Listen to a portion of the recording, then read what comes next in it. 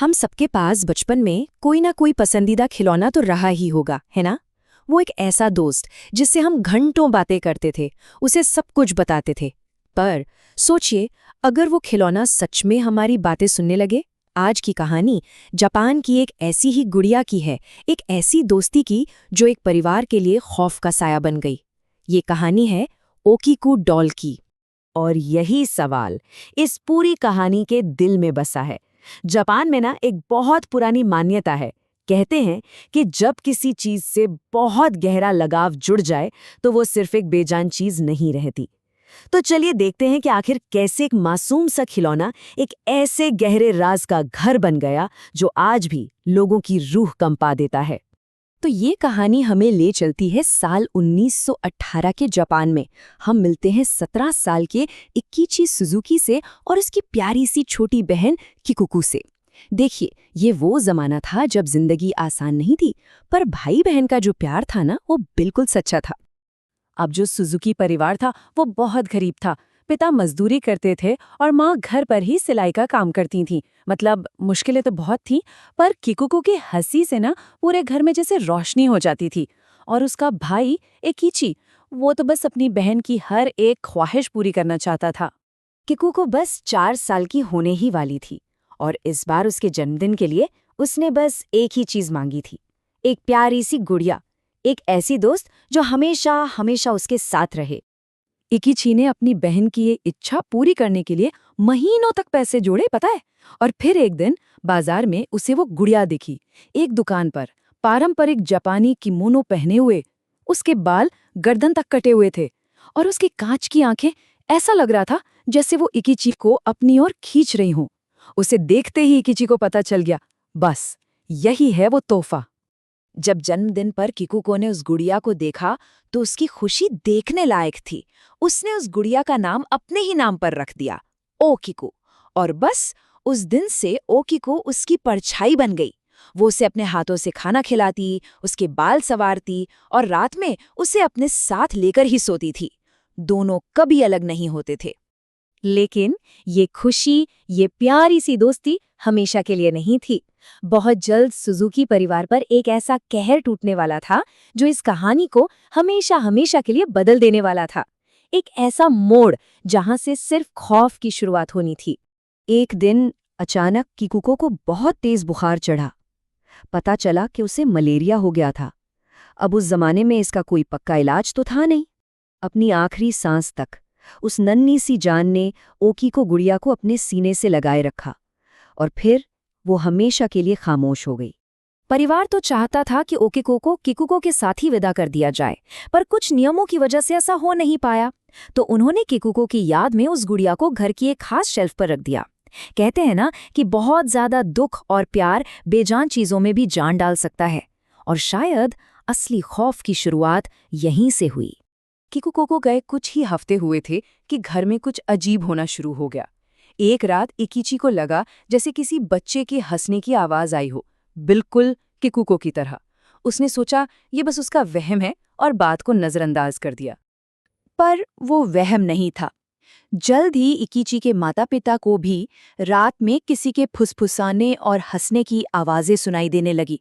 और फिर वो गुड़िया। कई बार ओकीको अपनी जगह से हिली हुई मिलती। कभी वो शेल्फ पर नहीं, मेज पर होती, तो कभी किसी और ही कमरे में। फिर एक दिन जब इकीची उस गुड़िया को साफ कर रहा था, उसकी नजर एक ऐसी चीज पर पड़ी कि उसके होश उड़ गए। गुड़िया के बाल, जो हमेशा उसकी गर्दन तक रहते थे, अब लंबे होके उसके कंधों तक आ रहे थे। और सिर्फ लंबे ही नहीं हुए थे, उनका रंग भी बदल रहा था और उनमें बिल्कुल इंसानी बालों की तरह 2 मुंहे सिरे भी थे। इकीची ने फौरन ये बात अपनी माँ को बताई।